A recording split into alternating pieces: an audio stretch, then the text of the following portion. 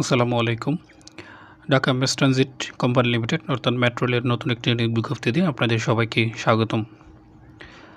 আমি এই নিয়োগ বিজ্ঞপ্তিটি এতটুকু দেখানোর চেষ্টা করব, যেহেতু নিয়োগ বিজ্ঞপ্তির লেখাগুলো অনেক ছোট, এজন্য আপনারা অবশ্যই ফোনকে রোটেট করে দেখবেন, তাহলে আপনারা স্পষ্ট করে বুঝতে পারবেন।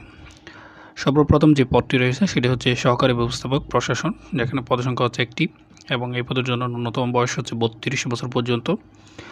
এই পদের জন্য শিক্ষাগত যোগ্যতা হচ্ছে ন্যূনতম স্নাতকোত্তর ডিগ্রি থাকতে হবে এবং কম্পিউটার চালানোর দক্ষতা থাকতে হবে। এবং এখানে কাজের বিবরণী রয়েছে, সেগুলো আমি দেখাচ্ছি না, জাস্ট শিক্ষাগত যোগ্যতাটা দেখালাম। 2 নম্বর হচ্ছে সহকারী ব্যবস্থাপক মানব সম্পদ, যেখানে পদের সংখ্যা একটি এবং এই পদের জন্য ঠিক সেম 32 বছর।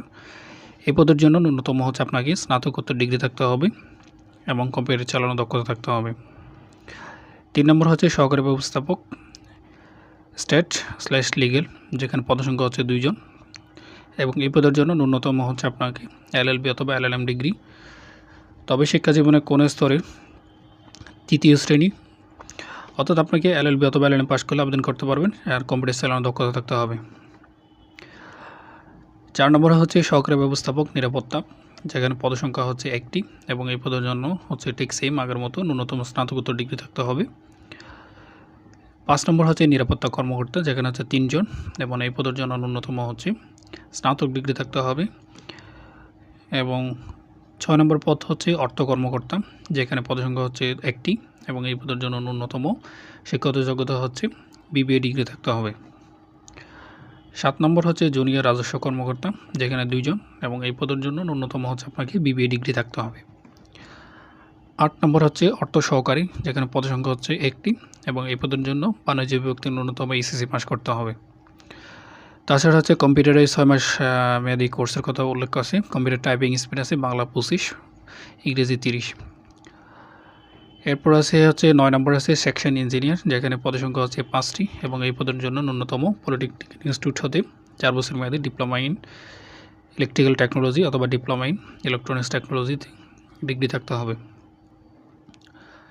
10 নম্বর হচ্ছে section engineer signal and telecommunication, যেখানে পদসংখ্যা 6টি এবং এই পদের জন্য হচ্ছে ন্যূনতম সংশ্লিষ্ট বিষয়ে 4 বছর মেয়াদি ডিপ্লোমা কোর্স থাকতে হবে। 11 নম্বর হচ্ছে সেকশন ইঞ্জিনিয়ার RS প্ল্যানিং/ট্রেনিং বাজেট, যেখানে পদসংখ্যা হচ্ছে একটি এবং এই পদের জন্য ঠিক সেম সংশ্লিষ্ট বিষয়ে ডিপ্লোমা থাকতে হবে। 12 নম্বরে ঠিক same section engineer RS special task আপনারা দেখে নেবেন, যেহেতু এগুলো টেকনিক্যাল পোস্ট। 13 নম্বর হচ্ছে সেকশন ইঞ্জিনিয়ার RS এয়ারকন। 14 নম্বর হচ্ছে সেকশন ইঞ্জিনিয়ার RS ডোর এবং 15 নম্বর হচ্ছে সেকশন ইঞ্জিনিয়ার RS বগি। 16 নম্বর হচ্ছে সেকশন ইঞ্জিনিয়ার RS নিউম্যাটিক্স এবং 17 নম্বর হচ্ছে সেকশন ইঞ্জিনিয়ার POA এবং 18 হচ্ছে সেকশন ইঞ্জিনিয়ার প্রকিউরমেন্ট। আপনারা এই বিষয়গুলো আপনারা দেখে নেবেন, যেগুলো এখানে ম্যাক্সিমাম পদগুলোতে হচ্ছে আপনার ডিপ্লোমা 4 বছর মেয়াদি হচ্ছে ডিপ্লোমার কোর্সের কথা উল্লেখ আছে।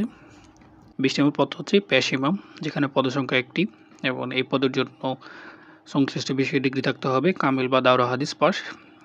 21 নম্বর হচ্ছে মুয়াজ্জিন, যেখানে পদসংখ্যা একটি এবং 22 নম্বর হচ্ছে সেমি ফিল্ড